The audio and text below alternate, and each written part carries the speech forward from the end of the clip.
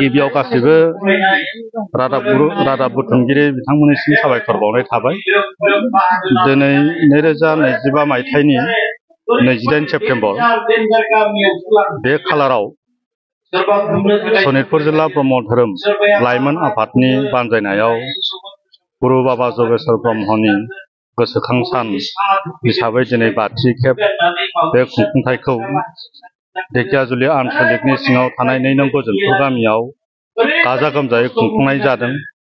दा बेवहाय जोङो रायखांनांगोन गुरु बाबा जगेश्वर ब्रह्मआ थारैनो सोरमोन।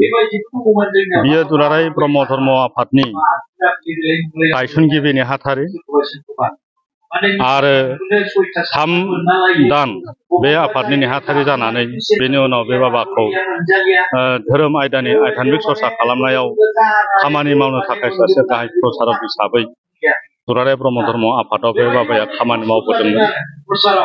इंराजि 1975 मायथाइयाव 1 सेप्तेम्बर खालि गायसनजानाय दुलाराय ब्रह्म धर्म आफादनि बेबायदि बिबानाव थानानै बाबाया गावनि मोनसे जिउखौ आबुङै थांनाय 2020 मायथाइनि 28 सेप्तेम्बराव जिउ गोमायो माखासे मिथिसहायै गोब्राब बेरामनि नारसिननायाव। दा बिनिनो फैयै फैयै दिनै 5 बोसोराव आगान सुरफैनाय दा बे हाबाफारिखौनो सनितपुर जिल्ला ब्रह्म धर्म लाइमोन आफादा जिल्ला नाङैनो बेखौ मोनसे गोसोखां सान हिसाबै खुंफुंनाय जादों।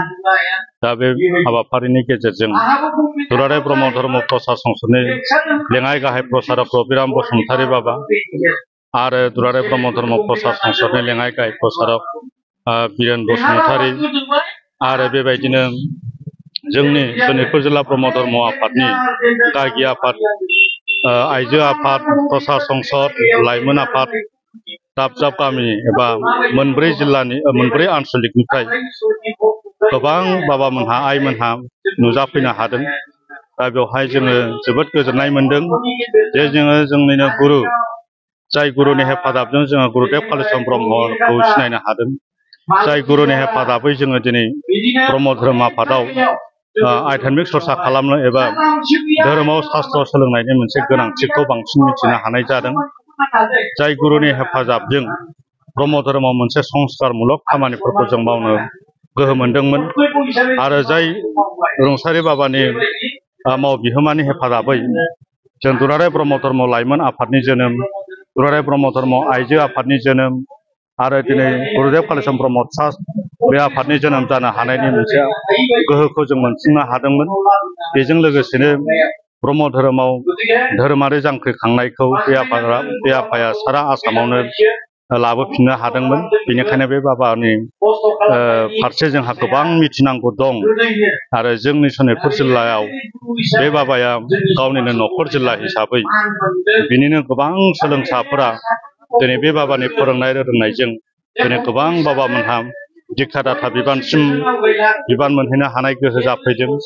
बे बाबानि फोरोंनायजोंनो दिनै ब्रह्म धर्म प्रसार संसदआव गाहाय बिबानाव थानानै गागि आफादाव थानानै बेबायदिनो गोबां ब्रह्म धर्म आफादखौ दैदेननाय, सिबिनाय गासिबो बिथिङाव थुलुंगा मोननो हादों। बेनिखायनो जों दिनै 5थि खेब गुरु बाबा जगेश्वर ब्रह्मनि रुंसारि सान एबा गोसोखां सानखौ जोंनि 2 नं गोजोनपुर गामियाव खुंफुंनो मोननानै जों जोबोद गोजोननाय मोनदों।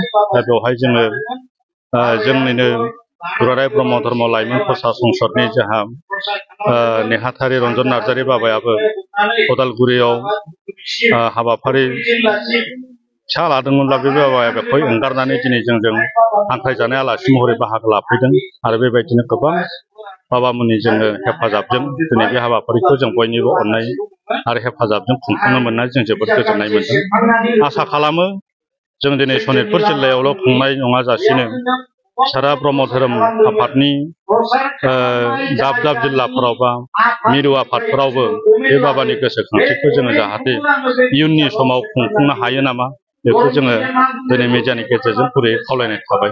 गोजोन्थों। गोजोननाय थाबाय। दिनै 28 सेप्तेम्बर 2025 मायथाइ बे दिनाव जोङो दुलाराय ब्रह्म धोरोम फोसाव आफादनि आगुनि गाहाय फोसावगिरि बाबा गुरु जगेश्वर ब्रह्मनि दिनै रुंसारि सान बे रुंसारि सानाव जोङो बे बाबानि जिउ खौरांखौ जिउनि बिहोमाखौ गोसोखांनानै जोङो दिनै बे दिगाजुलि दख'रा ब्रह्म धर्म आफादनि सिङाव थानाय नैनो गोजोनपुर गामियाव सनितपुर जिल्ला ब्रह्म धर्म लाइमोन आफादनि बानजायनायाव बे बाबानि रुंसारि सानखौ फालिदों। बे बाबानि जिउ रुंसारि जालांनायनि उनाव जोंनि ब्रह्म धोरोमनि गेजेराव माखासे गोबां खहा जालांदों। बे खहाखौ जोङो रुंसारि जाखांनायनि उनाव अनुभब खालामनो हादों।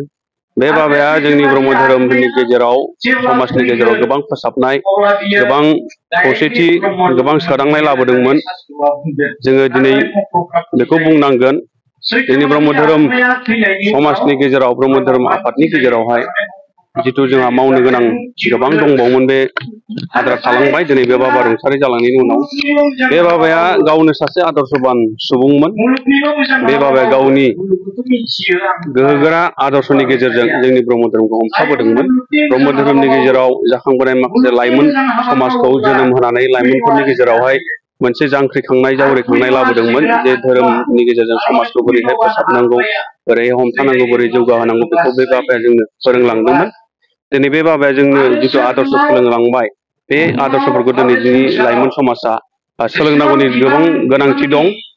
आरो बे बाबानि आदर्शखौ संदाननानैनो बे आदर्शखौ गुदि खालामनानै दिनै सनितपुर जिल्ला ब्रह्म धोरोम लाइमोन आफादा बे आफादनि थैनाय सानाव गोसोखांनाय सान हिसाबै बे बाबानि आदर्शखौ सिगाङाव दोननानै समाज फोसाबनो थाखाय, समाज जौगाहोनो थाखाय, लाइमोनफोरखौ गोदान आथालाव जायगा होनो थाखाय, महर होनो थाखाय आवगायबोदों।